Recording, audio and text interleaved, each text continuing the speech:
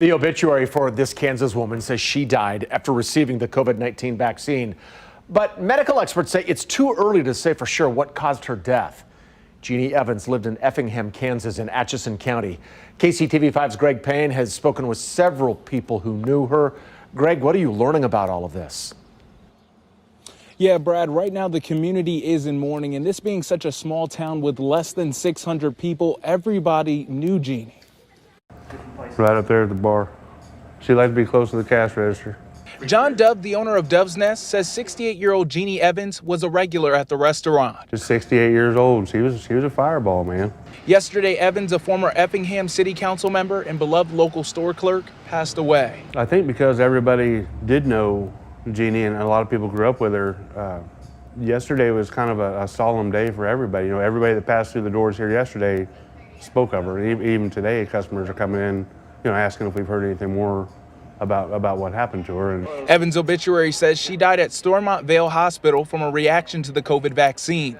The hospital told us today her cause of death hasn't been determined. We reached out to the Kansas Department of Health about the situation. They say she was vaccinated in Jefferson County and that during the waiting period after the shot, she experienced a severe allergic reaction. Evans' death has some in the community shaken up. for those that do want to get the vaccine, that throws a certain level of doubt. And for those of us who probably won't get the vaccine, because I don't even get a flu shot, that definitely kind of seals it off for me, where I'd probably wait. Now, at this time, her death is being investigated, which that is standard protocol, and health officials say at this point they cannot officially declare the cause of death. Reporting live here in Atchison County, I'm Greg Payne for KCTV5 News. Thank you, Greg. KCTV5's investigative reporter Angie Racono spent the day learning how cases like this are investigated and just how many deaths have been officially reported. There is a nationwide tracking system called VAERS, Vaccine Adverse Event Reporting System. Most of us aren't aware of it, but our doctors certainly are. And this is where you go report symptoms, reactions, and even death. Relax. 1, 2, 3. Your doctor is required to report known problems. There you go. All right. You can also fill out a report for yourself or a loved one. Just fill out an online form. We have the link on our website. It asks for basic information: what date you took the vaccine, what type of shot, what were your symptoms or problems, and do you have other health conditions? This is maintained by the CDC. If you head over to the CDC website, they remind the public that reports of death to VAERS following a vaccination do not necessarily mean the vaccine caused the death, and that to date, VAERS has not detected patterns in cause of death that would indicate a safety problem with COVID-19 vaccines. You can see how they put that in bold. But some doctors and families have their suspicions. We did some digging. 2,216 reports of death have been entered into VAERS since January. This information comes straight from the CDC. 2,216.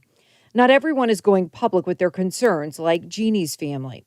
Some other families are. She got sick right away. There was a case in Utah involving a 39-year-old mother who got sick following her second vaccination and died. Her family strongly suspects it's related to her Moderna vaccination. They have been public about it. It all went so fast. She was healthy, happy, active, the greatest mom you ever saw in your life. And then she was so sick that she was, in less than probably 12 hours, she was intubated and on life support. And then she passed 30 hours after we took her to the emergency room. Utah's chief medical examiner says proving vaccine as a cause of death almost never happens unless it's a clear anaphylactic reaction. Those happen immediately. So what happens next? Well, the actual autopsy only takes a few hours, but the final report and all of that testing can take weeks, if not more than a month. And we will certainly keep you posted.